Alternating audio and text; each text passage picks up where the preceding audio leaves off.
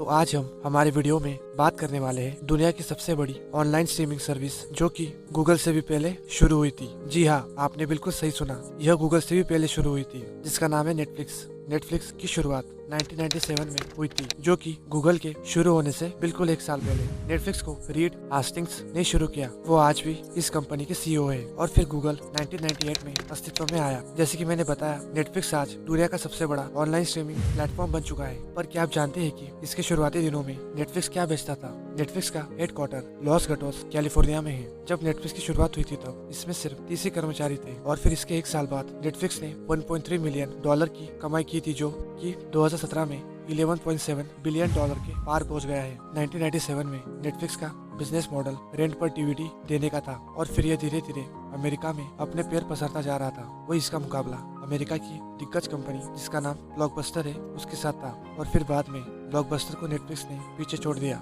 जब नेटफ्लिक्स ने DVD rent पर देने का काम शुरू किया था तब इनके पास मात्र 925 डीवीडी ही थी। नेटफ्लिक्स नाम से पहले कंपनी के नाम के लिए रिप्ले, डायरेक्ट पिक्स, लूना और किब्बल जैसे नाम चुने गए थे, पर बाद में नेटफ्लिक्स नाम को ही कंपनी के नाम के रूप में चुना गया, क्योंकि नेटफ्लिक्स 2 शब्दों के मेल से बना है, नेट और फ्लिक्स। नेट का मतलब होता है इंटरनेट और फ्लिक्स का मतलब होता है मूवीज।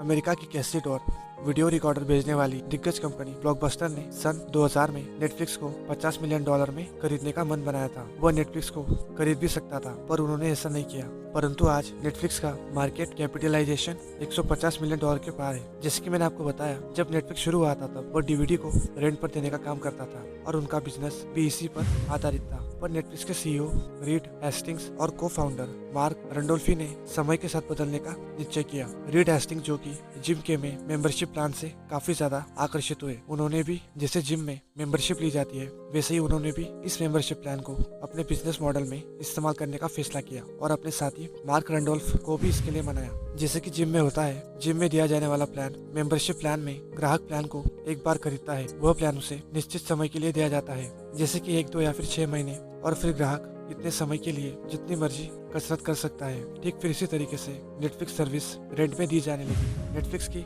डीवीडी को फिर मेंबरशिप प्लान की तरह दिया जाने लगा। इससे फिर ग्राहक उन डीवीडी स्कोर निश्चित समय के लिए अपने पास रख सकता था, फिर वो जितना मर्जी चाहे उतने टाइम तक इसे देख सकता था।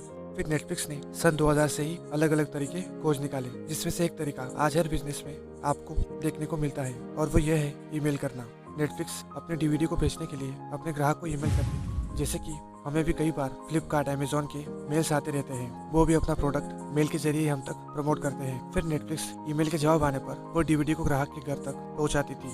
इस सिस्टम को नेटफ्लिक्स द्वारा रेड इनवलप का नाम दिया गया। बाद में फिर इंटरनेट सेवाएं सही होने लगी, जिससे कि इंटरनेट की स्पीड काफी बढ़ गई। इंटरनेट की सुधरती स्पीड ने नेटफ्लिक्स को अपने ऑफलाइन बिजनेस मॉडल को ऑनलाइन करने के लिए प्रेरित किया। फिर रीड हेस्टिंग ने इंटरनेट की सेवाओं में सुधार देखते हुए नेटफ्लिक्स के ऑनलाइन होने पर जोर दिया, और फिर डीवीडी बेचने के साथ साथ अपने ग्राहकों को फ्री ऑनलाइन कंटेंट देखने के लिए अच्छे ऑफर देते रहे, जिससे कि बहुत बड़ी संख्या में ग्राहक सीधा ऑफलाइन से ऑनलाइन मॉडल पर शिफ्ट हुए और कंटेंट को अपने कंप्यूटर में देखना शुरू कर दिया। फिर पूरी तरीके से नेटफ्लिक्स को 2005 में ऑनलाइन स्ट्रीमिंग के लिए तैयार कर लिया गया, और भारतीयों के लिए नेटफ्लिक्स ने एक काफी अच्छा ऑफर दिया है। अगर आप नेटफ्लिक्स को भारत में देख रहे हैं तो आपके लिए एक और अच्छी खबर है। खबर ये है कि आप 1 महीने तक नेटफ्लिक्स कंटेंट को फ्री में देख सकते हैं। इसके लिए आपको अपने क्रेडिट कार्ड या डेबिट कार्ड की डिटेल अपने अकाउंट में देनी होगी। फिर 1 महीने के बाद आपके अकाउंट से अगले 1 महीने के पैसे एडवांस में काट लिए जाएंगे।